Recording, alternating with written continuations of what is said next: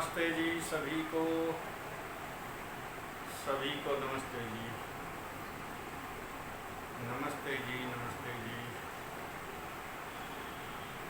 सभी अपना अपना माइक म्यूट कर लीजिए। आइए मंत्र पाठ करते हैं। ओम सहना भवतु सहनौ भुनक्तु सह वीर्यं करवावहै तेजस्विनावधीतमस्तु मा विद्विषावहै। ओम शांति शांति शांति। इस मंत्र के द्वारा परमपिता परमेश्वर से हम सब प्रार्थना करते हैं कि हम दोनों, सहा मीन्स साथ साथ, नौ मीन्स हम दोनों, मैं भी और आप सब भी। अब तो कहते हैं रक्षा करना, एक दूसरे की रक्षा करें, एक दूसरे का सहयोग करें, एक दूसरे की सहायता करें। अर्थात हम परस्पर मिलकर एक दूसरे की सहायता सहयोग करते रहें, एक दूसरे की रक्षा हम करते रहें। और सह नौ भुनक्तु, सह मीन्स साथ साथ, नौ मीन्स हम दोनों, मैं भी और आप भी। भुनक्तु कहते हैं उपभोग करना, प्रयोग करना, उपयोग करना। जो उपलब्ध संसाधन हैं उन सब का हम परस्पर मिलकर उपभोग करें, उपलब्ध संसाधनों का, पदार्थों का हम दोनों ही उपभोग करें। सहवीर्यम करवावहै, और हम सह मीन्स साथ साथ, वीर्य कहते हैं यहाँ पर विद्या को, अर्थात इस विद्या को हम दोनों परस्पर मिलकर ग्रहण करें। तेजस्विनावधीतमस्तु, और यह हमारी विद्या जो प्राप्त की हुई विद्या है वह सूर्य के समान प्रकाश देने वाली हो, वह सर्वत्र प्रकाश फैलाने वाली हो। अर्थात ईश्वर से हम प्रार्थना करते हैं कि हमने जो साथ साथ मिलकर यह परिश्रम किया, पुरुषार्थ किया, जो हम कर रहे हैं इस विद्या प्राप्ति के लिए, यह विद्या हमारी तभी सफल होगी जब हम इस सत्य को अपने आचरण में लेकर के आएंगे। जिस सत्य के प्रकाश से हम अभी तक अनजान थे, परिचित नहीं थे, या ठीक ठीक हमारी जानकारी में नहीं था, इस सत्य को अब हम ग्रहण करें। परमपिता परमात्मा से हम प्रार्थना करें वह हमें ऐसी बुद्धि दे, शक्ति दे, सामर्थ्य दे कि हम इस सत्य को ग्रहण कर सकें, इस विद्या को हम ग्रहण कर सकें, और ग्रहण करके अपने तक सीमित न रखें। इस विद्या को हम सर्वत्र फैलाएं ताकि संसार भर के मनुष्यों को आनंद प्राप्त हो, सुख प्राप्त हो। और जो 3 बार शांति पाठ करते हैं वह त्रिविध ताप जो हमारे जीवन के हैं, आदि भौतिक, आदि दैविक और आध्यात्मिक, हे ईश्वर हमें इन तीनों तापों से आप बचाए रखना। अर्थात हमें ऐसी बुद्धि देना, ऐसा विवेक देना, ऐसा आत्मिक बल देना कि हम ऐसा कोई कर्म ना करें जिससे हमें इन त्रिविध तापों को झेलना पड़े। आइए आगे हम पाठ प्रारंभ करते हैं। तपां समीपे नियतो नैत्यकं विधिमास्थितः सावित्रीमप्यधीयै धीयी मत्वारण्यं समाहितः। यह मनुस्मृति का वचन है। क्या कहते हैं? जंगल में, अर्थात एकांत देश में जा। अब जंगल का मतलब ये नहीं है कि जो ऐसे जंगलों में हम जाएंगे जहाँ पर हिंसक जीव जंतु रहते हैं। एकांत का ही तात्पर्य है। यहाँ हम अपने एकांत स्थान देख सकते हैं जहाँ कहीं हमारा अनुकूल एकांत स्थान है। सावधान हो, सावधानी का मतलब यही है कि ऐसे एकांत में नहीं चले जाना है, ऐसे जंगल में नहीं चले जाना है जहाँ पर हिंसक जीव जंतु हो, ऐसे जिनसे हमसे खतरा हो। जल के समीप स्थित हो, नदी के, तालाब के, सरोवर के, झील के किनारे स्थित हो के नित्य कर्म को करता हुआ सावित्री अर्थात गायत्री मंत्र का उच्चारण, अर्थ जान और उसके अनुसार अपने चाल चलन को करे। एकांत देश में जाकर के जल के समीप बैठ करके सावित्री का जप करना है, गायत्री मंत्र का जप करना है। ऊपर अर्थ दे ही दिया है गायत्री मंत्र का, कि इस प्रकार से गायत्री मंत्र का जाप करना है अर्थ सहित। हम केवल इसी प्रकार गायत्री मंत्र का उच्चारण करते रहें। ओम भूर्भुवस्वः तत्सवितुर्वरेण्यं भर्गो देवस्य धीमहि धियो यो नः प्रचोदयात्, और सब करते भी रहते हैं, लेकिन लाभ नहीं उसका। लाभ तब होगा, महर्षि पतंजलि योग दर्शनकार कहते हैं कि जैसा जैसा आप जप करो वैसी वैसी भावना भी हो, और जब हमारी इस प्रकार की भावना बनेगी तो हमारा कर्म भी वैसा बनेगा, और जब कर्म हमारा शुद्ध होगा तो फल के रूप में भी हमको सुख मिलेगा, आनंद मिलेगा। तो यहाँ पर इसीलिए महर्षि लिख रहे हैं कि अर्थ जान और उसके अनुसार अपने चाल चलन को भी करें, अपने चाल चलन को भी बनाना है। अब गायत्री मंत्र में है भर्गः जी,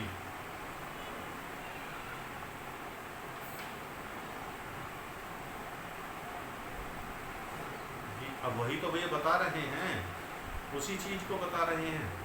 और मैंने भी वही बताया है कि योग दर्शनकार कहते हैं जैसा जैसा जप करो वैसी वैसी भावना हो। यदि मंत्र का जो आप अनुष्ठान कर रहे हो, जाप कर रहे हो, उसकी भावना तो आपकी बनी नहीं, तो जाप करने का लाभ नहीं मिलने का। इसलिए ये कह रहे हैं अर्थ सहित जाप करना है। गायत्री का जो जाप करेंगे उसका अर्थ सहित जाप करेंगे, और जब अर्थ उसका आप लोगे उसकी भावना बनेगी उसी के अनुरूप। जैसा भर्गः शब्द आया उसमें क्लेशों को दूर करने वाला, ईश्वर हमारे क्लेशों को दूर करने वाला है, तो ईश्वर बुद्धि देता है, ज्ञान देता है, क्लेशों को नियंत्रित हमें करना है। राग उठ रहा है, द्वेष उठ रहा है, तो उसको हमें दबाना है। अविद्या प्रभावी है, विद्या सीखनी है, परिश्रम करना है। केवल मंत्र पाठ करने से तो विद्या प्राप्त नहीं हो जाएगी, उसके लिए हमें समय देना पड़ेगा, पुरुषार्थ करना पड़ेगा और परिश्रम करना पड़ेगा। उसको पढ़े हुए पर चिंतन करना पड़ेगा, मनन करना पड़ेगा, तब ये विद्या की प्राप्ति होती है। इसीलिए ऋषि कह रहे हैं कि उसके अनुसार अपने चाल चलन को भी करें। ये तृतीय सम्मलास है, तीसरा सम्मलास है जी जी जी जी।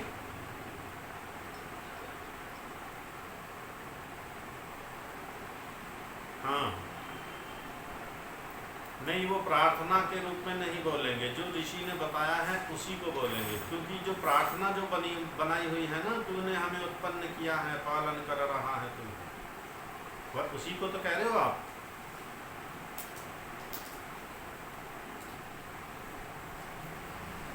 हाँ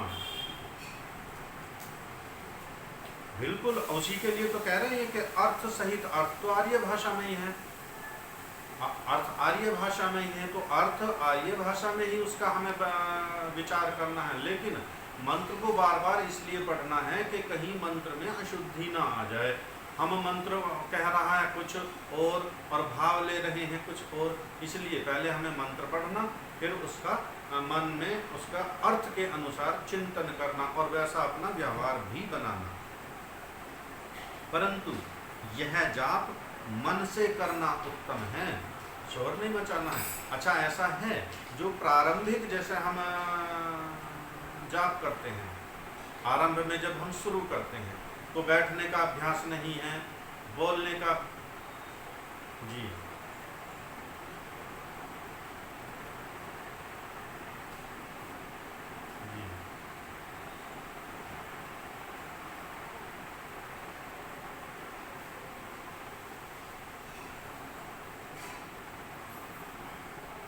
जी नहीं होता है, वाइब्रेशन होता है बिल्कुल।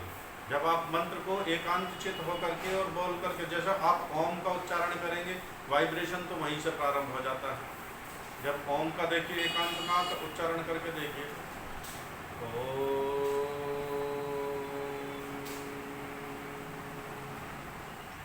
तो वाइब्रेशन तो होता है, उसमें कोई वो नहीं है। लेकिन उसका लाभ शरीर को मिलना है, जो भी शरीर को लाभ मिलेगा। आत्मा को तो कोई लाभ नहीं मिला। लाभ आत्मा को जब मिलेगा जब हम उसका अर्थ का चिंतन करेंगे और वैसा वैसा अपना व्यवहार हम बनाएंगे, तब उसको आत्मा को लाभ मिलेगा। तो जब प्रारंभ में हम कर सकते हैं बोल करके, लेकिन जब अभ्यास हमारा बन जाता है फिर हम मौन रह करके चिंतन करें, गायत्री का जप करते रहें और उसके अर्थ का चिंतन करते रहें और अवात्म विश्लेषण, मेरे व्यवहार में कितना कितना आया। ये दूसरा, ये तो इसको कहते हैं ब्रह्म यज्ञ, जो हमने गायत्री मंत्र का जाप किया, संध्या आदि के विषय में बताया, ये है ब्रह्म यज्ञ। और दूसरा देव यज्ञ, जो अग्निहोत्र और विद्वानों का संग सेवादि से होता है। देव यज्ञ किसको कहते हैं? जो हम अग्निहोत्र करते हैं और इसमें विद्वानों का संग और उनकी सेवा सत्कार तो हम करते ही हैं। संध्या और अग्निहोत्र साय प्रातः दो ही काल में करें। संध्या और अग्निहोत्र दो समय, प्रातःकाल सायकाल, दोनों समय नियमित रूप से करें। दो ही दिन रात दिन की संधि वेला है, क्योंकि सुबह को भी रात दिन मिलते हैं, शाम को भी रात दिन मिलते हैं। इसी संधि वेला में हम यज्ञ और संध्या करते हैं, अन्य नहीं। अच्छा, ऐसा नहीं है कि हम उस समय ना कर पाए तो फिर हम यज्ञ ही ना करें, फिर हम संध्या ही ना करें ना। अगर किसी विशेष परिस्थितियों में समय के हमसे उल्लंघन हो गया है तो उसको हम आगे पीछे कर सकते हैं, लेकिन करेंगे जरूर, ये दृढ़ता हमें ले आनी चाहिए। न्यून से न्यून 1 घंटा ध्यान अवश्य करें। ये सभी मनुष्यों के लिए अनिवार्य है कि 1 घंटा गायत्री मंत्र का जाप हम अवश्य करें, अर्थ सहित।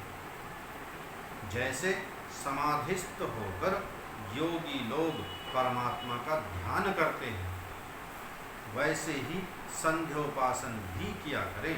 संध्या जब हम करते हैं, वास्तव में संध्या जो हम करते हैं तो हम मंत्र पाठ करते हैं। ऐसे बहुत से हम अपने आर्यगण भी हैं जो संध्या तो निरंतर करते हैं, लेकिन उन संध्या के मंत्रों का अर्थ नहीं पता, भाव का नहीं पता। और जब हम उसको मंत्र के अर्थ को लेकर के चलेंगे तो जिस प्रकार योगी लोग परमेश्वर का ध्यान करते हैं, आंख नीच करके बैठे हैं, आसन लगा करके एकाग्रचित होकर के, ऐसा ही हम संध्या करते हैं। एक मंत्र को पढ़ा और फिर उसका भाव क्या है, उसका अर्थ क्या है, और फिर उसको देखो। जब संध्या के पूरे अर्थ का हमको कंठस्थ मंत्र हो जाएंगे, उनके भावार्थ का हमारे कंठस्थ हो जाएगा, संध्या में इतनी रुचि आने लगती है, इतना मन लगने लगता है, पता ही नहीं चलता। आधा घंटा हो गया, 20 मिनट हो गया, 40 मिनट हो गया, अथवा 1 घंटा हो गया, वो अपने आनंद की बात है। आनंद को कोई छोड़ना नहीं चाहता, आनंद के लिए ही हम सब लालायित रहते हैं, सुख की ही हम सबको तलाश रहती है। तो इस संध्या में वही आनंद प्रारंभ हो जाता है मिलना, जब इसके हम अर्थ सहित पाठ करते हैं। उसी चैनल पर वैदिक ज्ञान पर सारी वीडियो पड़ी हैं, आप देख लेना एक एक वो संध्या के विषय में। और फिर भी कोई शंका रहे, प्रश्न रहे तो पूछते रहेंगे इसको। दूसरा, अग्निहोत्र कर्म दोनों संधि वेला अर्थात सूर्योदय के पश्चात और सूर्यास्त के पूर्व अग्निहोत्र करने का समय है। उसके लिए किसी धातु व मिट्टी की ऊपर 12 व 16 अंगुल चौकोर, उतना ही गहिरा और नीचे 3 व 4 अंगुल परिमाण से वेदी इस प्रकार बनावे। ये देखिए, यज्ञ वेदी जो हम बनाते हैं, जिसको आज हम यज्ञ कुंड कहते हैं, ये कुंड नहीं, वास्तव में वेदी है। और यज्ञ वेदी वास्तव में भूमि को खोद करके बनाई जाती है। अब अपनी सुविधा के अनुसार हमने वो यज्ञ कुंड बना लिए हैं, लेकिन उनको भी परिमाप उनका ठीक ठीक होना चाहिए। यदि वो नीचे हमने 3 इंच लिया है तो वो उसकी जो गहराई है, जो खड़ा है, वो 12 इंच होना चाहिए और ऊपर से जो चौड़ाई है उसकी वो भी 12 इंच होनी चाहिए। अर्थात जितनी नीचे लिया हमने 3 बाई 3 का ले लिया तो ऊपर वो 12 बाई 12 का हो जाएगा और उसकी गहराई भी 12 इंच होनी चाहिए। इसका एक वैज्ञानिक तथ्य भी है कि और अब जो हम ये यज्ञकुंड बनवाते हैं उनमें हम उसके 2 सिरे पर कहीं चारों ओर छिद्र बना देते हैं, छोटे छोटे छिद्र इस प्रकार। वो सिद्धांत के विरुद्ध है। ये छिद्र हमें बनाने नहीं चाहिए, क्योंकि यज्ञ कुंड में जो स्टीम बननी है, जो ऊष्मा बननी है, जो पदार्थों को ऊपर ले जाती है वायुमंडल में स्पीड से, तो वो उतना बन नहीं पाता जब चारों ओर से उसमें हवा जाती रहेगी। इसीलिए इसका परिमाण बताया है कि जितना नीचे, अगर 4 इंच का नीचे है तो उसको ऊपर लेंगे हम 16 इंच और 16 इंच का ही फिर वो ऊपर से चौड़ा रहेगा। इस परिमाप में यज्ञ कुंड या यज्ञ वेदी हम बनावें। उससे जब हम उसमें पदार्थ डालते हैं, घृत सामग्री आदि, वो तुरंत अग्नि में विखंडित होकर के और स्पीड से अग्नि उसको फिर ऊपर भेज देता है वायुमंडल। अर्थात ऊपर जितनी चौड़ी हो उसकी चतुर्थांश नीचे चौड़ी रहे। जैसा इसमें दिया भी है चित्र में, ऊपर जितनी चौड़ी है उसका नीचे चौथाई हिस्सा रहना है। उसमें चंदन, पलाश व आम्र आदि के श्रेष्ठ काष्ठों के टुकड़े उसी वेदी के परिमाण से बड़े छोटे करके उसमें रखें। अर्थात नीचे वो छोटा है, नीचे छोटे छोटे, ऊपर जैसे जैसे उसकी चौड़ाई बढ़ती जाएगी तो अपने वो सनिधाएं जो है हमारी बढ़ती चली जाएंगी। उसके मध्य में अग्नि रख के पुनः उस पर समीधा अर्थात पूर्वोक्त ईंधन रख दें। अब नीचे उसमें अग्नि लगाएंगे, वो क्रिया में आएगा जब आप, और जो बहुत सारे करते हैं वह जानते भी हैं यज्ञ की प्रक्रिया को। एक प्रोक्षणी पात्र ऐसा, वो जो चित्र में दिखा रखा है, और तीसरा प्रणीता पात्र इस प्रकार का, और एक इस प्रकार की आज्यस थाली और घृत रखने का पात्र और चमचा ऐसा सोने, चांदी व काष्ठ का बनवा के प्रणीता और प्रोक्षणी में जल तथा घृत पात्र में घृत रख के घृत को तपा लेवे। घृत भी जब हम वो करते हैं यज्ञ, तो घृत उसमें तपा हुआ होना चाहिए, बिल्कुल लाल। क्योंकि जब हम घृत अगर तपा हुआ नहीं है ठीक प्रकार से, अग्नि में हम घृत डालेंगे तो वो अग्नि उसको विखंडित करेगी, उसमें समय लगेगा। और जब हम विखंडित किया हुआ ही, तपा हुआ ही घृत अग्नि पर डालेंगे तो वह तुरंत सूक्ष्म अग्नि उसको कर देगी और वायुमंडल में तुरंत पहुंच जाता है। प्रणीता, नमस्ते जी। प्रणीता जल रखने और प्रोक्षणी इसलिए है कि उससे हाथ धोने को जल लेना सुगम है। पश्चात उस घी को अच्छे प्रकार देख लेवे कि मन अच्छे प्रकार देख लेवे, फिर मंत्र से होम करें। अब मंत्र है होम के। ओम भूरग्नये प्राणाय स्वाहा, ओम भूर्वायवे पानाय स्वाहा, ओम स्वरादित्याय ज्ञानाय स्वाहा, ओम भूर्भुवः स्वरग्निवाय वादित्येभ्यः प्राणापान ज्ञानेभ्यः स्वाहा इत्यादि अग्निहोत्र के प्रत्येक मंत्र को पढ़कर एक एक आहुति देवें। और जो अधिक आहुति देना हो तो विश्वानि देव सवितर दुरितानि परास्व यद भद्रं तन्न आस्व, इस मंत्र और पूर्वोक्त गायत्री मंत्र, जो गायत्री मंत्र ऊपर आया है, उस मंत्र से आहुति दें। और ओम भूः और प्राणः आदि ये सब परमेश्वर के ये सब नाम परमेश्वर के हैं। इनके अर्थ कह चुके, अर्थात वहाँ आ ही गया है।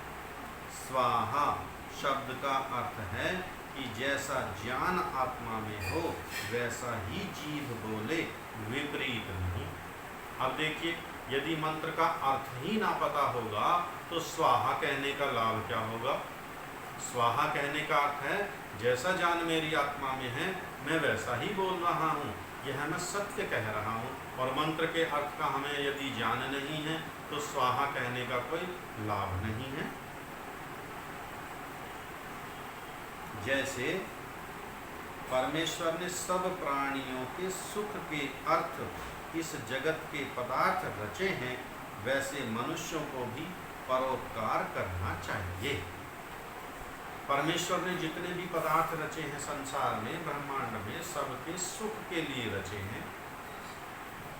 और इस पूरे ब्रह्मांड में, पूरी सृष्टि में एक मनुष्य ही है जो परोपकार के कार्य कर सकता है, क्योंकि उसका बुद्धि, उसका विवेक अन्य सभी प्राणियों से ऊपर है। तो मनुष्य को भी ऐसे ही सर्वहित के कार्य करने चाहिए। प्रश्न, होम से क्या उपकार होता है? ये जो हम यज्ञ अभी पीछे भी कहा है, प्रातः करो, सायं करो, तो इस यज्ञ का लाभ क्या है? क्या इससे उपकार मिलता है? इस विषय में प्रश्न किया है। सब लोग जानते हैं कि दुर्गंध युक्त वायु और जल से रोग, रोग से प्राणियों को दुख, और सुगंधित वायु तथा जल से आरोग्य और रोग के नष्ट होने से सुख प्राप्त होता है। हम सबका लक्ष्य क्या है? सुख प्राप्त करना। और सुख प्राप्त केवल अपने लिए ही ना करें, हम ऐसा कार्य करें, हम ऐसा प्रयत्न करें कि यह सुख सभी को प्राप्त हो, उसके लिए यह यज्ञ किया जाता है। अर्थात इस यज्ञ से क्या होता है? वायु सुगंधित होता है, जल शुद्ध होता है, और जो ये हमारे वनस्पति हैं, औषधियाँ हैं, ये सब शुद्ध होती हैं। इस प्रकार समझेंगे। हमने यज्ञ में घृत डाला, औषधियाँ डाली, सामग्री जो हमारा होता है। अग्नि क्या करता है? अग्नि देवता है, और देवता देने वाले को कहते हैं। लेकिन यहाँ तो ले रहा है, हमने पदार्थ डाला जैसे अग्नि में, अग्नि ने इस पदार्थ को सूक्ष्म कर दिया। एक चम्मच घी डाला तो इसकी अनेकों चम्मच घी बना दिया, यानी सूक्ष्म कर दिया। और इस सूक्ष्म पदार्थ को जब पदार्थ हल्का हो जाता है तो यह स्वतः वायु में उठ जाता है। जब सामग्री को भी विखंडित कर दिया बहुत सूक्ष्म कणों में, इसको हम ऐसा देख सकते हैं, समझ सकते हैं कि जैसा हमारे दीवार आदि में वेंटिलेटर होता है ना, जंगला, खिड़की, और ऊपर पीछे से धूप आ रही हो, उस खिड़की से, उस जंगले से, वेंटिलेटर से सूर्य की किरण अंदर कमरे में आ रही है। इस सूर्य की किरण में असंख्य छोटे छोटे कण वायु में तैरते नजर आएंगे, सामान्य आंखों से यहाँ पर दिखाई नहीं देंगे। और जो सूर्य की जो किरण आ रही है उसमें वो छोटे छोटे कण दिखाई देते हैं, उनसे भी सैकड़ों गुना सूक्ष्म अग्नि इन पदार्थों को कर देता है। तो ये पदार्थ ऊपर वायु में चले गए, अब वायु शुद्ध हो गया। वायु से पदार्थ जल को प्राप्त हो गए। जहाँ जहाँ वायु है वहाँ वहाँ सूक्ष्म रूप में जल भी रहता है, तो ये पदार्थ फिर जल को प्राप्त हो गए। अब जल क्या करेगा इन पदार्थों का? वृष्टि जब होगी, वर्षा जब होगी, ये सारे पदार्थ भूमि पर ही आ जाते हैं लौट करके। इसी भूमि से हमारी सब अन्न औषधियाँ पैदा होती हैं। तो जब ये सारी अन्न औषधियाँ पैदा होगी, उन सब में शुद्धता होगी।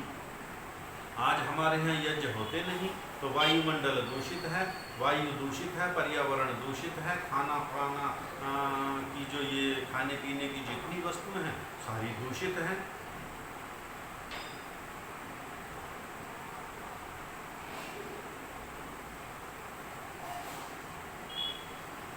जी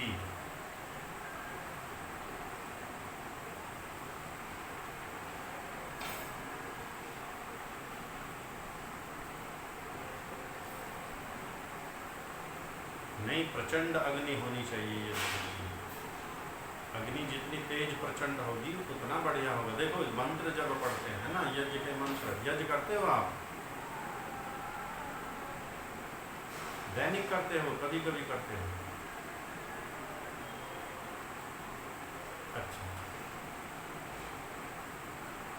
अच्छा अच्छा, उसमें मंत्र में आता है घृतम तीव्रम ज्योतना, तीव्र तपे हुए घी को अग्नि की लपटों पर आहुति दी जाती है, ना कि समिधाओं पर। अग्नि की लपट में जो अग्नि जल रही है ना, तीव्र तपा हुआ घी उस अग्नि पर डाला जाता है, वो तुरंत वायुमंडल में चला जाता है। तो यही करना चाहिए। अब जो वर्तमान में देखो कितनी भयंकर बीमारी चल रही है, पूरे विश्व को अपने चपेट में लिया हुआ है, इसका मूल कारण यही है, वातावरण दूषित है, वायु में संक्रमण फैल रहा है। ऐसे ऐसे व्यक्ति कोरोना से प्रभावित हो गए जिनको पैरालाइज हो रखा है, वो तो चल फिर भी नहीं सकते। अब उनको क्या माने कि वो कहाँ गए हैं, और उनका परिवार में कोई रहता नहीं, अकेली एक वो महिला है वो रहती हैं, पड़ोसी आकर के भोजन आदि दे जाते हैं, तो उन पड़ोसियों के माध्यम से किसी न किसी रूप में वो वहाँ तक चला गया, वो संक्रमित हो गई।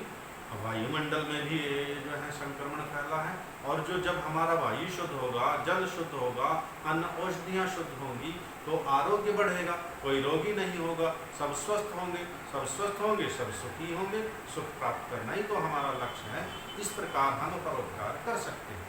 अब देखिए, हम अपने दैनिक जीवन में रोज की प्रक्रियाओं में देखो, हम इस वातावरण को कितना दूषित करते हैं, मल आदि का त्याग करते हैं, वस्त्रों को धोते हैं, उनका मल निकालते हैं, कहाँ जाता है सब, जल के द्वारा, वायु के द्वारा, इसी वायुमंडल में सब फैल रहा है। हम अपने घरों में रोज झाड़ू पोछा चौका बर्तन करते हैं ना, साफ सफाई, शरीर की स्वच्छता करते हैं, वस्त्रों की स्वच्छता करते हैं। भोजन हम दिन में 3 बार खाते हैं, तो उसको देखते हैं अच्छी प्रकार, थोड़ा सा भी तिनका डला हुआ है भोजन नहीं खाएंगे, मक्खी मच्छर गिर गया है तो भोजन नहीं खाएंगे।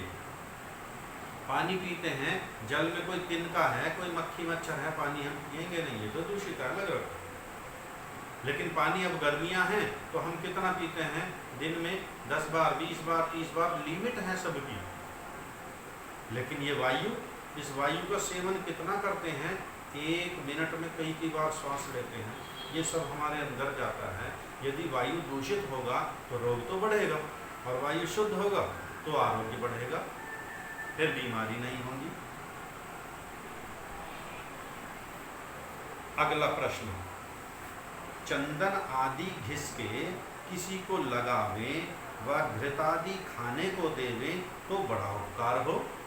अब यज्ञ की अग्नि में घृत जला दिया, चंदन की समीधा लगा दी, वो तो अग्नि में जल करके भस्म हो गया। यदि चंदन घिस करके माथे पर लगाओ और घृत किसी को खाने को दो, तो वह तो उससे बड़ा लाभ मिलना चाहिए। देखो, हाँ, अग्नि में डाल के व्यर्थ नष्ट करना बुद्धिमानों का काम नहीं है। अब भी आज भी जैसा अभी ये बता रहे थे अमरीक जी, वो यज्ञ आदि करते हैं, बहुत सारे व्यक्ति ऐसे भी हैं जो यज्ञों का विरोध भी करते हैं। वो कहते हैं ये यज्ञ क्यों करते हो, अग्नि क्यों जलाते हो, वायुमंडल दूषित होता है, आपको इसको घी को अग्नि में फूंकने का क्या लाभ है, घी किसी को खाने को दो तो अच्छा रहेगा। वो बेचारे अनजानी व्यक्ति हैं, भोले व्यक्ति हैं, उन्हें यज्ञ के महत्व का पता नहीं, यज्ञ विज्ञान का पता नहीं, इसलिए वो ऐसी बातें करते हैं। ऐसा ही यहाँ पर ये प्रश्न आया है कि ये तो बुद्धिमानों का काम नहीं, ये तो मूर्ख का, अर्थात तुम तो मूर्ख हो, घी को अग्नि में जला रहे हो, सामग्री को अग्नि में जला रहे हो, ये मूर्खता का कार्य क्यों कर रहे हो। उत्तर, जो तुम पदार्थ विद्या जानते तो ऐसा कभी ना कहते।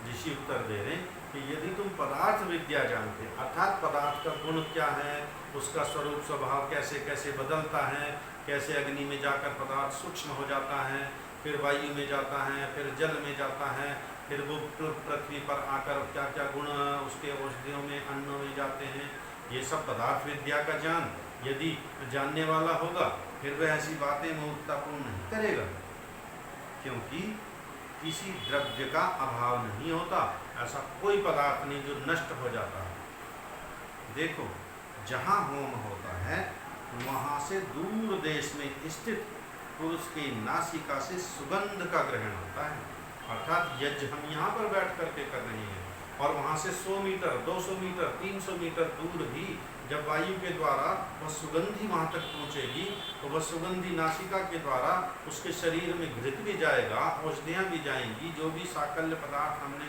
सामग्री में डाले वो सब उसको वहाँ पर प्राप्त होते हैं। वैसे दुर्गंध का भी, और यदि वायुमंडल में चारों ओर दुर्गंध फैला है, और फैला ही है आज, तो उसी को हम सब ग्रहण कर रहे हैं। इसीलिए तो मास्क लगा करके चल रहे हैं सब हम।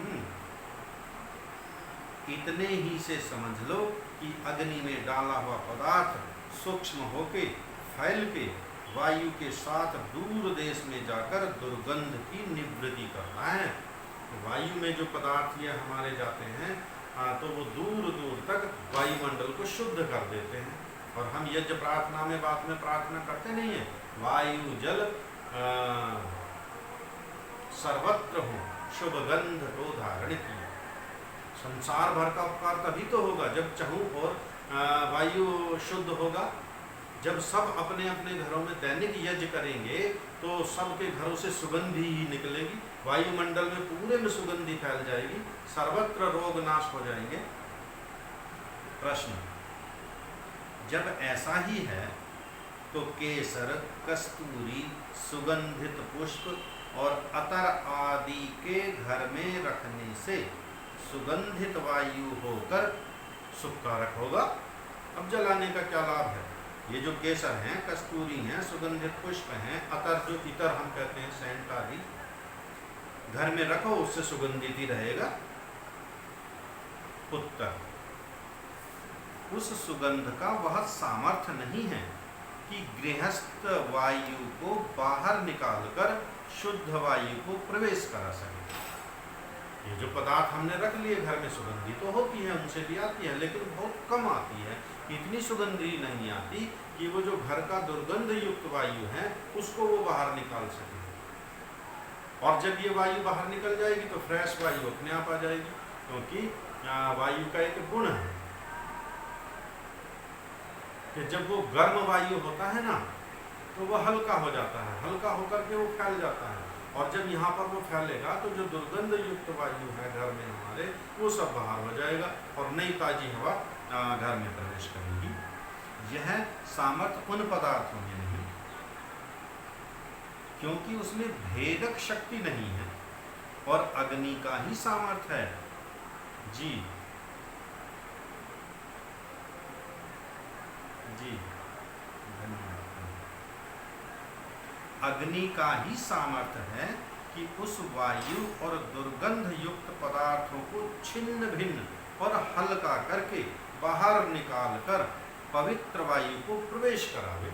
अग्नि इन पदार्थों को सूक्ष्म करती है, हल्का करती है, तभी ये बाहर निकलते हैं वायु में जो दूषित पदार्थ हैं। और जो फ्रेश वायु है, ताजी स्वच्छ पवित्र वायु है, वो हमारे घर में प्रवेश कर जाती है। तो मंत्र पढ़ के होम करने का क्या प्रयोजन है? अभी जैसा वो पूछ रहे थे आपके 10वें समोल्लास में वो पढ़ा था, ये भी मिलता जुलता प्रश्न है, इस पर भी ध्यान दीजिएगा। तो मंत्र पढ़ के होम करने का क्या प्रयोजन है? उत्तर, मंत्रों में वह व्याख्यान है कि जिससे होम करने में लाभ विदित हो जाए और मंत्रों की आवृत्ति होने से कंठस्थ रहे, वेद पुस्तकों का पठन पाठन और रक्षा भी होवे। जब हम मंत्र पढ़ के जो आहुति देते हैं, जैसा अभी स्वाहा के विषय में नहीं बता रहे थे कि स्वाहा, अब मंत्र के अर्थ का तो पता नहीं, स्वाहा कहने का क्या लाभ? जब मंत्र के अर्थ का पता होगा तो तब उसका हमें जो उसका भाव है मंत्र का, उसको हम जान जाएंगे। दूसरा, उसके जो लाभ मिलने वाले हैं हमें, उनको हम जान जाएंगे। तीसरा, मंत्रों की जब बार बार हम आवृत्ति करेंगे तो वो कंठस्थ हो जाते हैं मंत्र, और जब कंठस्थ हो जाते हैं तो इससे वेद आदि सत्य शास्त्रों का, पुस्तकों का पठन पाठन और रक्षा भी होती है। जैसा मुगल काल में हमारे पुस्तकालयों को आग लगा दी गई, जो सत्य हमारा साहित्य था, काफ़ी साहित्य जला दिया गया, लेकिन फिर भी जो विद्वानों के कंठस्थ था उसको कौन जलाएगा, उसको कौन छीनेगा, वो फिर छाप देते हैं ऐसा। तो इस प्रकार आज भी दक्षिण भारत में ऐसी परंपरा है, वहाँ पर आज भी ऐसे विद्वान हैं जिनको पूरा पूरा एक एक दो दो वेद कंठस्थ हैं, बिना पुस्तक देखे पूरा वेद ऐसी पठन पाठन को कर देते हैं। क्या इस होम करने के बिना पाप होता है? ये प्रश्न है। यदि यज्ञ ना करें तो क्या पाप लगता है? ये बड़ा महत्वपूर्ण प्रश्न है, क्योंकि हम अपने अपने उसमें विषय में विचारें। अपने अपने गांव में, कॉलोनी में, नगर में हम देखें हमारे पास रहने वाले कितने लोग हैं जो दैनिक यज्ञ करते हैं। उसके लिए यह प्रश्न पूछ रहे हैं, क्या होम करने के बिना पाप होता है? उत्तर हाँ, होता है। क्यों? क्योंकि जिस मनुष्य के शरीर से जितना दुर्गंध उत्पन्न होके वायु और जल को बिगाड़कर रोगोत्पत्ति का निमित्त होने से प्राणियों को दुख प्राप्त कराता है, उतना ही पाप उस मनुष्य को होता है। इसलिए उस मनुष्य के निवारण, उस पाप के निवारणार्थ उतना सुगंध व उससे अधिक वायु और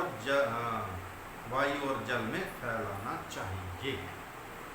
देखिए, वो जैसा अभी हम बता रहे थे पहले भी कि जब हम शौच आदि करते हैं, मल आदि का त्याग दैनिक करते हैं, तो ये जाएगा कहाँ? भले ही हमने सेफ्टी टैंक बना रखे हैं, लेकिन उसमें भी एक पाइप हमने गाड़ा हुआ है जो गैस निकालता है। ये गैस क्या फैलाता है वायुमंडल में? सुगंधी या दुर्गंधी? यह वायुमंडल में दुर्गंधी फैलाता है। ये दुर्गंधी जाएगी कहाँ? वापस हम ही को तो लेनी है। तो जब हम दैनिक अपना मल आदि के द्वारा वायु को, जल को दूषित करते हैं, इसकी स्वच्छता कौन करेगा? ये भी हमारा दायित्व है। अब दुर्गंधी फैलाना वह पाप कर्म हुआ। यदि हम इसको पुण्य कर्म में नहीं बदलेंगे तो फिर वो तो पाप ही पाप रह गया कि इतना हमने जन्म से अब तक कितनी हमारे आयु हो गई, कितना हमने वायु और जल को अशुद्ध किया है। शुद्धिकरण का तो कोई उपाय किया ही नहीं, कोई उपचार किया ही नहीं। इसलिए यह प्रत्येक मनुष्य का दायित्व है कि वह नित्य यज्ञ किया करे।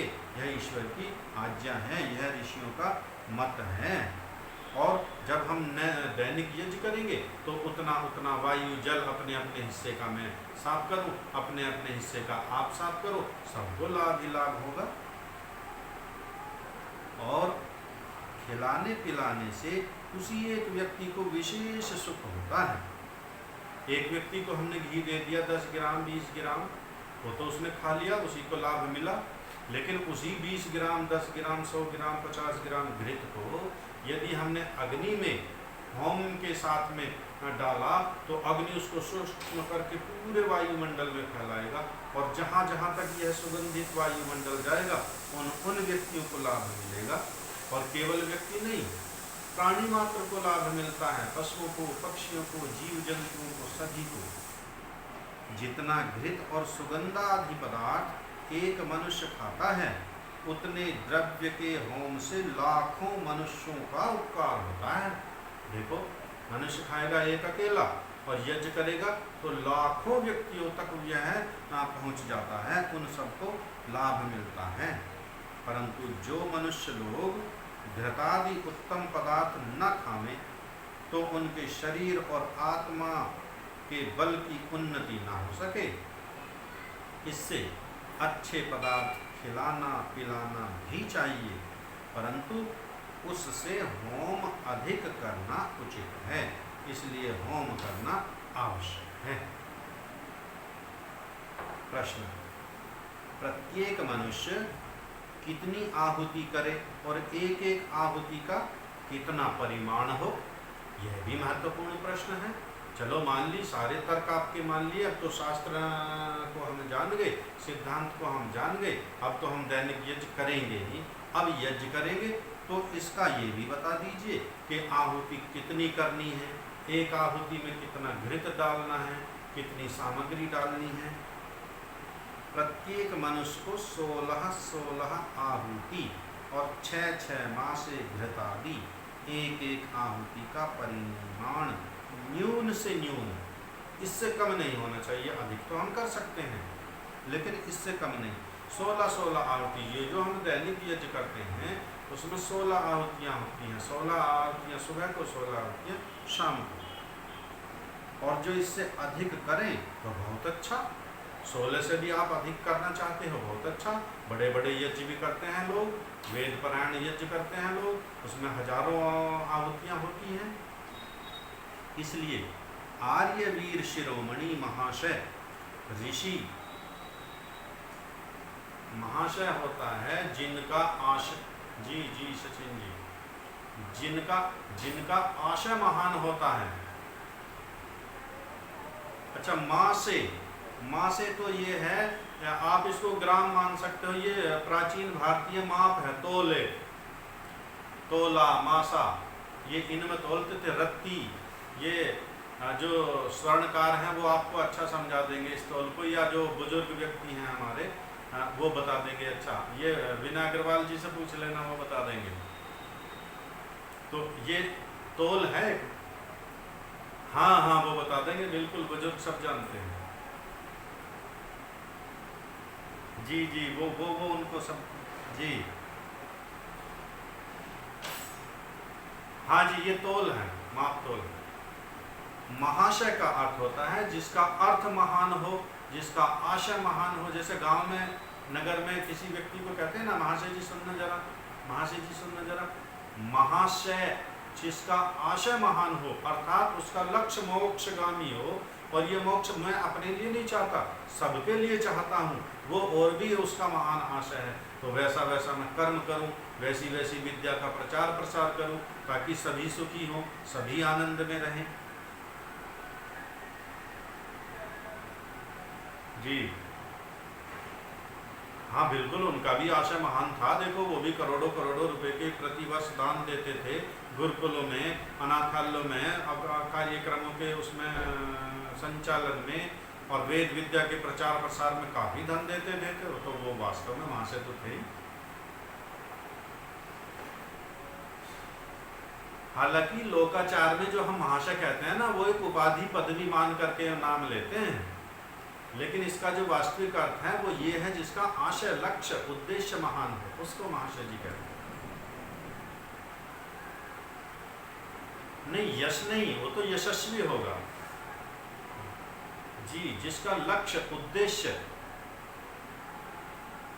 महर्षि, राजे, महाराजे लोग बहुत सा होम करते और कराते थे। इसलिए हमारे जो जितने भी आर्यवीर शिरोमणि थे, जितने भी हमारे महापुरुष थे, राजा महाराजा ऋषि थे, वो सब यज्ञ करते और कराते थे। बड़े बड़े यज्ञ होते थे, अश्वमेध यज्ञ होते थे। तो ये किस प्रकार के थे? ये बड़े बड़े यज्ञ इसीलिए किए जाते थे ताकि हमारा वो संपूर्ण राज्य सुखी रहे, प्रजा सुखी रहे। जब तक इस होम करने का प्रचार रहा, तब तक आर्यवर्त देश रोगों से रहित और सुखों से पूरित था। जब तक हमारे यहाँ घर घर में यज्ञ होते रहे, गांव गांव, नगर नगर यज्ञ होते रहे, राजे महाराजे बड़े बड़े अश्वमेध यज्ञ कराते रहे, तो तब तक यह राष्ट्र हर प्रकार से रोग रहित और सुखी रहा। आपने इतिहास में सुना, कहीं पढ़ा है, जिस प्रकार की महामारी अब ये चल रही है, 5000 वर्षों के बाद की, 5000 वर्षों से पहले तो ये पूरा भूमंडल आर्यवर्त था, उसके बाद विकृति शुरू हुई। लेकिन जितनी भी ये महामारियां होती हैं, ये सब अब देखने में आती हैं 100, 200, 1000, 500 वर्ष के अंतर्गत। और अब भी जितनी ये विशेषकर महामारी फैलती हैं, ज़्यादातर तो सब विदेशों की देन है। भारत से अब भी ये जो वायरस उत्पन्न हो रहा है, वायरस जो रोग फैला रहा है, ये सभी प्रकार के वायरस विदेशों की देन है, पैदा वहीं से फैला है, भारत में तो अभी भी नहीं है। लेकिन यदि हम सभी इस प्रकार के यज्ञ आदि करते रहें, बड़े बड़े यज्ञों का आयोजन करते रहें, तो अभी भी हम, अब भी प्रचार हो तो वैसा ही हो जाए, अब भी हम यज्ञ आदि का प्रचार करें, यज्ञ करें और कर्मा में, तो फिर ऐसा ही सुखी हो जाएंगे सब। ये 2 यज्ञ अर्थात ब्रह्म यज्ञ जो पढ़ना पढ़ाना, संध्योपासन, ईश्वर की स्तुति, प्रार्थना, उपासना करना। दूसरा देखो, पढ़ना पढ़ाना भी यज्ञ में ही गिना है। यदि हम पढ़ रहे हैं, ये भी एक यज्ञ है, दूसरे को पढ़ा रहे हैं, ये भी एक यज्ञ है। देखो शास्त्र क्या कहता है, यज्ञो वै श्रेष्ठतम कर्म, अर्थात यज्ञ संसार का श्रेष्ठतम कार्य है। अब दूसरी ओर से इसको समझेंगे, जितने भी संसार के महान कार्य हैं, श्रेष्ठ कार्य हैं, वह सब यज्ञ कहलाते हैं।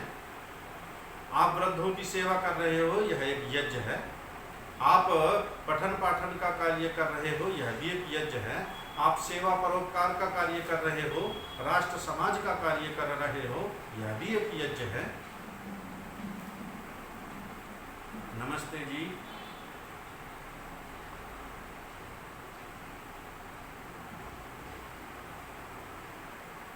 हाँ, यज्ञ की परिभाषा है, इसमें आगे आने वाली है। वहाँ परिभाषा यह नहीं है। देना हम इस रूप में नहीं कह सकते, हम हाँ मान सकते हैं उस रूप में, लेकिन जो उसका अर्थ है, यज्ञ का अर्थ देना नहीं होता है। देना तो इसलिए है कि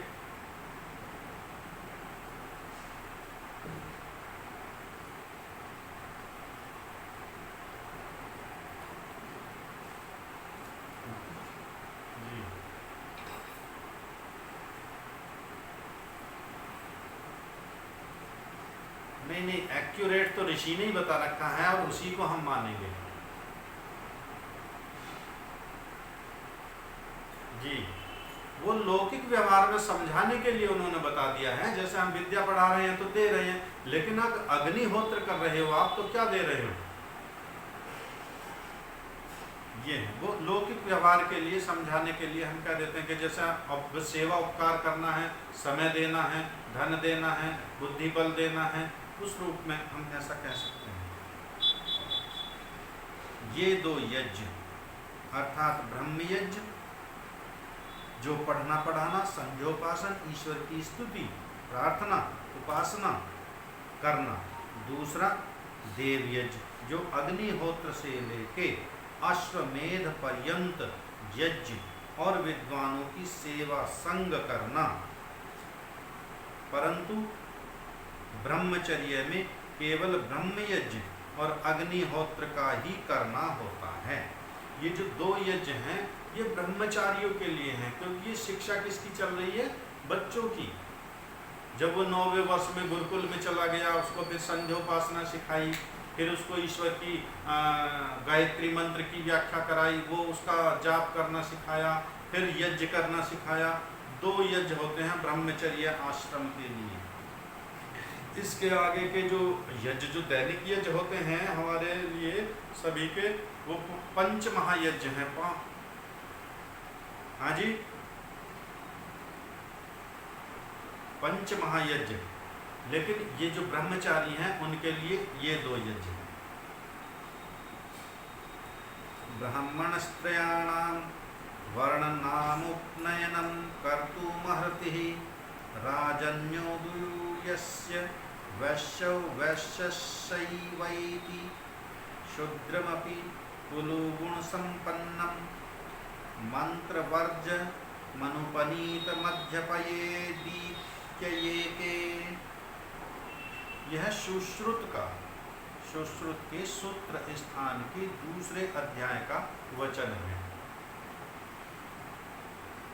ब्राह्मण तीनों वर्णों, ब्राह्मण, क्षत्रिय और वैश्य, क्षत्रिय और वैश्य तथा वैश्य एक वैश्य वर्ण को यज्ञोपवीत करा के पढ़ा सकता है।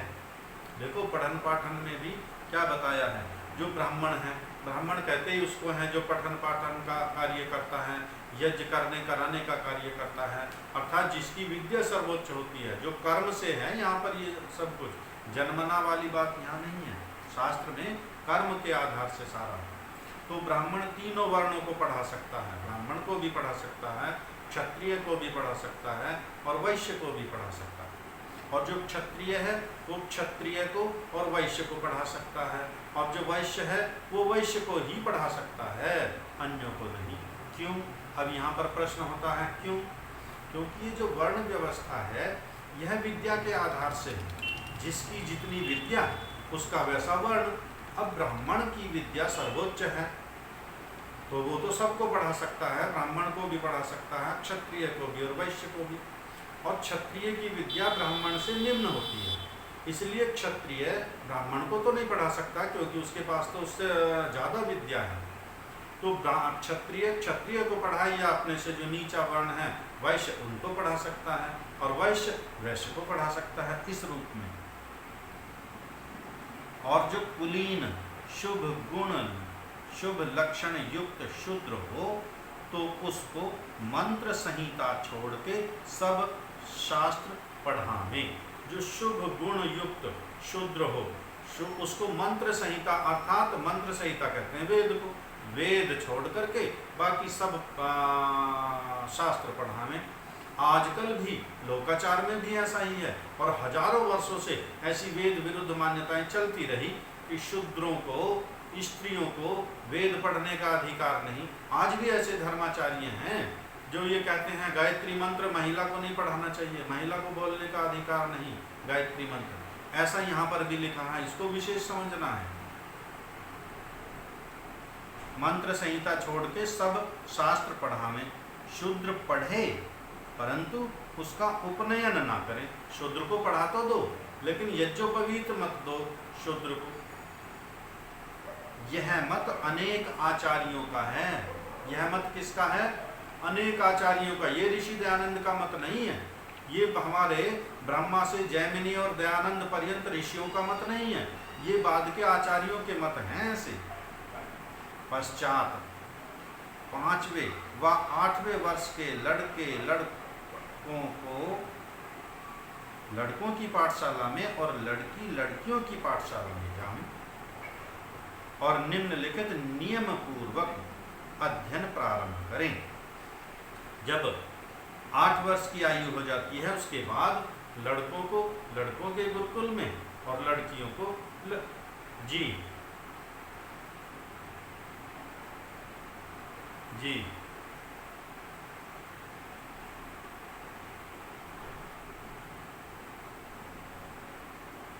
हाँ, इसीलिए तो उन्होंने लिखा है ना, जहां जहां जिस का मत आया है वहां वहां उसी का उन्होंने प्रमाण सहित लिखा है। उन्होंने लिखा है यह सुश्रुत के सूत्र स्थान के 2 अध्याय का वचन है। पहले बता दिया, मैं नहीं कह रहा अपनी बात, ये सुश्रुत कह रहा है। और ऐसा अनेक आचार्यों का मत है, लेकिन ये वेद विरुद्ध मत है, ये हमें विचारना है। भूमिका में क्या पढ़ा था हमने? हाँ बिल्कुल, वो चारों चीजें हर समय हमें लेनी है, चूंकि ऋषि की तो योग्यता है, ऋषि की आकांक्षा ऐसी नहीं, ईश्वर की आज्ञा ऐसी नहीं। ईश्वर कहता है यथे, आएगा इसमें अभी आगे, यथे मां वाचम कल्याणी, जैसी कल्याणी वाणी वो तो सभी के लिए समान है, ईश्वर पक्षपात नहीं करता। जी जी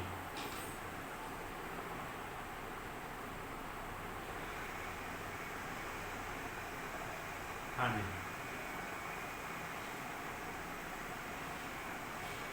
हाँ जी।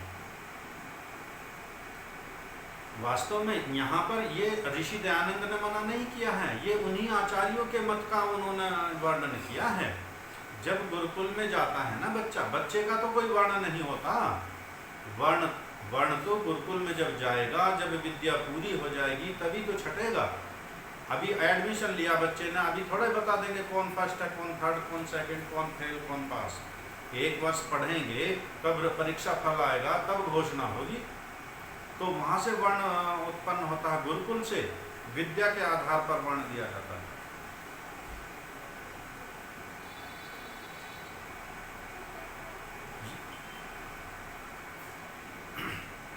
ऋषि दयानंद नहीं कह रहे हैं ये मंत्र संहिता छोड़कर पढ़ा, ये ऋषि नहीं कह रहे, ये वेद नहीं कह रहा है, ये अनेक आचार्य ऐसा मत रखते हैं, जैसा वर्तमान में भी है। माधवाचार्य नहीं है अभी,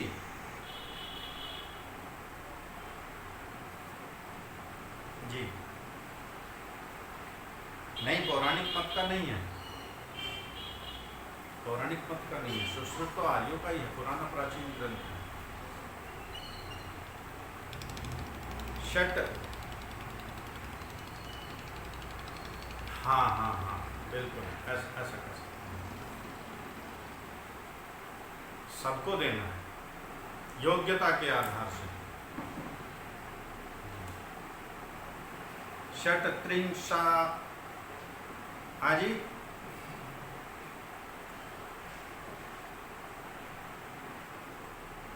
तो वही तो मैं कह रहा हूँ कि नहीं नहीं नहीं नहीं, वो गुरुकुल से जब वहाँ पर उसका एडमिशन हो गया विद्यालय में, वहाँ से डिक्लेयर होगा कौन शूद्र कौन वैश्य कौन। हम थोड़ा यहाँ भी कर देंगे बच्चे को, अभी नहीं कर सकते बच्चे को, बिल्कुल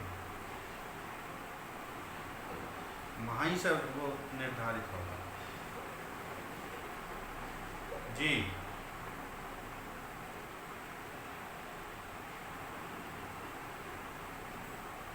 जी जी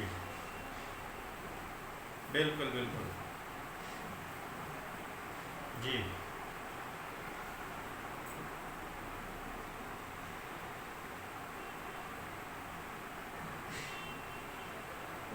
जी जी जी ठीक है, बस बस बस बिल्कुल वही है, ठीक है। षट्त्रिंशदाधिकं चर्यं गुरौ त्रैवैदिकं व्रतं तदर्धिकं पादिकं वा गृह्णान्ति कमेव वा। अर्थ, 8वें वर्ष से आगे 36वें वर्ष पर्यंत अर्थात एक एक वेद के सांगोपांग पढ़ने में 12 वर्ष मिलके 36 और 8 मिला के 44 अथवा 18 वर्षों का ब्रह्मचर्य और 8 वर्ष पूर्व के मिला के 26वां 9 वर्ष तथा जब तक विद्या पूरी ग्रहण न कर लेवे तब तक ब्रह्मचर्य रखे। अर्थात अब विद्या पढ़नी है, जिसको जितनी विद्या पढ़नी है, किसी को 10वीं तक पढ़ना है, किसी को 12वीं तक पढ़ना है, किसी को PhD तक पढ़ना है, तो जब तक विद्या पूरी ना हो तब तक वह ब्रह्मचर्य रखे, तब तक वह गृहस्थ आश्रम में प्रवेश ना करे। ये इसका तात्पर्य है।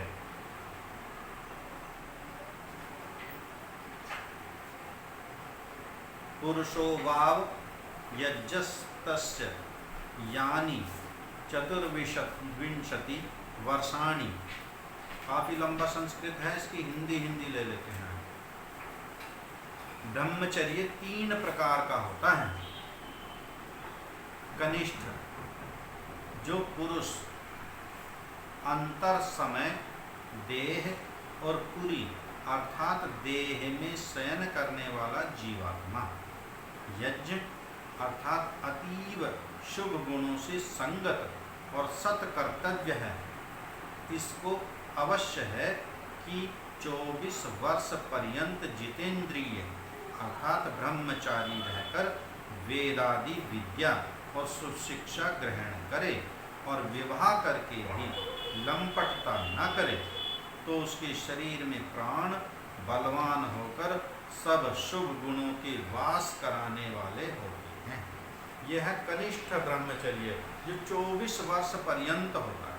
इसके बाद वह विवाह करे, संयम से गृहस्थ जीवन का पालन करे, तो उसका शरीर में प्राण बलवान होकर के शुभ गुणों का वास होता है। इस प्रथम वय में जो उसके विद्याभ्यास में संतप्त करें और वह आचार्य वैसा ही उपदेश किया करे, और ब्रह्मचारी ऐसा निश्चय रखे कि जो मैं प्रथम अवस्था में ठीक ठीक ब्रह्मचर्य से रहूँगा तो मेरा शरीर और आत्मा आरोग्य बलवान होके शुभ गुणों को बसाने वाले मेरे प्राण होंगे। ऐसा ही उनको उपदेश आचार्य भी करें, क्योंकि अब गुरुकुल में है, विद्या वहाँ पर चल रही है, और वह भी अपना दृढ़ता पूर्वक इस बात को निश्चय कर ले कि यदि मैं ठीक ठीक ब्रह्मचर्य से रहूँगा, ब्रह्मचर्य का पालन करूँगा, तो मेरा शरीर और आत्मा आरोग्य रोग रहित होगा, बलवान होगा, इससे शुभ गुणों को मैं ग्रहण कर पाऊँगा। हे मनुष्यों, तुम इस प्रकार से सुखों का विस्तार करो जो मैं ब्रह्मचर्य का लोभ न करूँ। 24 वर्ष के पश्चात गृहस्थाश्रम करूँगा तो प्रसिद्ध है कि रोग रहित रहूँगा और आयु भी मेरी 70 व 80 वर्ष होगी। जो 24 वर्ष के पश्चात विवाह करते हैं, गृहस्थाश्रम में संयम पूर्वक रहते हैं, उनकी आयु 70-80 वर्ष तक होती है। यह एक अनुमान है, आकलन है, वह कम भी हो सकती है, अधिक भी हो सकती है। ये अनुमान के आधार पर ऋषि ने बात यहाँ पर कही है। अब जो ये हाँ जी जी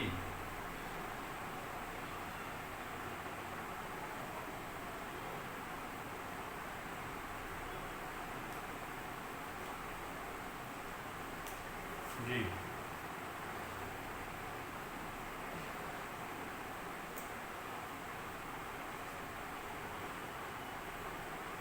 अच्छा था, जब हम किसी चीज का वर्णन करते हैं ना, तो जैसे पीछे शिक्षा में भी चल रहा था ना, जो दूसरे अध्याय में जो बालकों की शिक्षा थी, उनको क्या पढ़ाना है वो भी बताया, और किन किन चीज़ों से बचाना है वो भी बताया। धूर्तों से, पाखंडियों से, पंडितों से, पत्रों से, भूत प्रेत से, डाकनी शाकनी से, इनसे भी बचना है। तो इसलिए ये बताया कि कुछ आचार्य ऐसा भी कहते हैं, इनसे सावधान रहना है, उनके मत को नहीं मान लेना है, वेद के मत को ही मानना है, जो ईश्वर की आज्ञा है उसी को मानना है, इनको नहीं मानना है। इसलिए दोनों चीजें समझाते हैं साथ साथ। आइए मंत्र पाठ करते हैं, कक्षा यहीं पर विराम देते हैं, अगले कल लेंगे मंत्र पाठ। ओम विश्वा